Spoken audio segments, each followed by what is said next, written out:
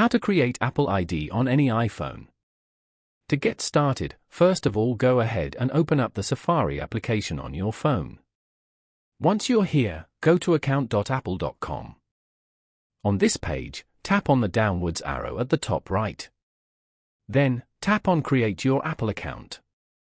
Over here, you can start filling in the details to create your Apple account. Enter your first name and last name at first. Then, set your date of birth and confirm that it is correct. After that, type an email address for your Apple ID and create a strong password. Add your mobile number for verification. Retrieve the code sent to your phone, enter it carefully, and tap on Next to verify.